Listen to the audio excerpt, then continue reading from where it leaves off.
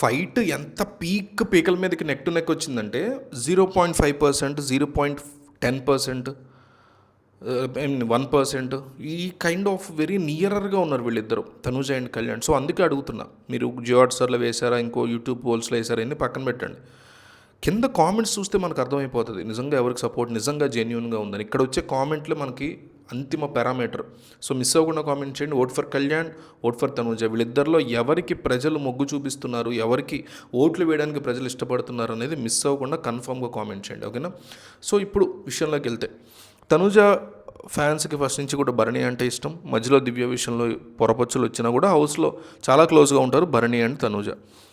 వాళ్ళతో పాటు సమానంగా క్లోజ్గా ఉంటారు తనూజ అండ్ కళ్యాణ్. కానీ బయట మాత్రం తనూజ వర్సెస్ కళ్యాణ్ నడుస్తూ ఉంటుంది, హౌస్లో మాత్రం తనూజ అండ్ కళ్యాణ్ నడుస్తూ ఉంటుంది. హౌస్ బయట భరణి అండ్ తనూజ నడుస్తూ ఉంటుంది, హౌస్ లోపల తనూజ అండ్ భరణి నడుస్తూ ఉంటుంది. అంటే మంచి బాండ్.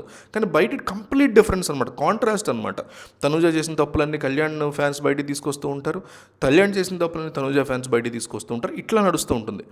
అది చాలా వింత అనమాట. హౌస్లో కొట్టుకుంటే బయట గొడవ పడితే ఒక రకం, కానీ హౌస్లో మంచిగా ఉంటూ బయట గొడవ పడడం అనేది అసలు అన్బిలీవబుల్ అసలు కాన్సెప్ట్. పోనీ వీళ్ళిద్దరి మధ్య గొడవ తర్వాత ఏమైనా జరిగిందా అంటే కాదు.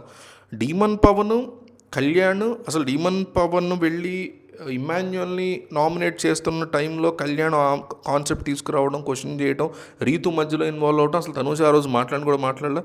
అయినా కానీ Kalyan fans versus Tanuja fans ఎందుకు స్టార్ట్ అయింది అనేది నాకు ఇప్పటికీ కూడా అర్థం కాదు. మీకు ఎవరికైనా తెలిస్తే కామెంట్ చేయండి, నేను కూడా ఆ కామెంట్స్ పైకి చదువుతా వీడియోస్లో, ఓకేనా? సో ఈ కైండ్ ఆఫ్ సినారియోలో ఒక కొత్త పాయింట్ తనూజ ఫ్యాన్స్కి దొరికింది కళ్యాణ్కి సంబంధించి. అదేంటంటే రీసెంట్గా భరణి ఐ డ్రీమ్కి ఒక ఇంటర్వ్యూ ఇచ్చాడు, మీరు చూడండి యూట్యూబ్లో ఉంది. ఆ ఇంటర్వ్యూలో కళ్యాణ్ గురించి కొన్ని విషయాలు చెప్పాడు. ముఖ్యంగా మిగతా విషయాలు చాలా చెప్పినా ముఖ్యంగా బెడ్ టాస్క్ గురించి, పెద్ద బెడ్ పెట్టి మీకు గుర్తుంది అప్పుడు శ్రీజ వీళ్ళందరూ కూడా ఉన్నారు.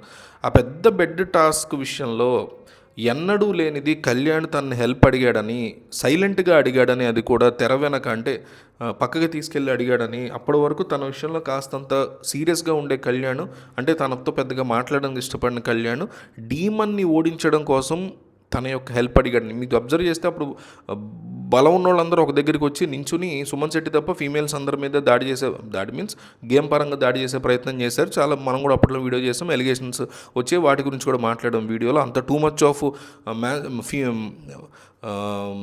ఈ మ్యాస్కులిన్ పవర్ చూపించడం కూడా కరెక్ట్ కాదంటూ కూడా మనం మాట్లాడడం.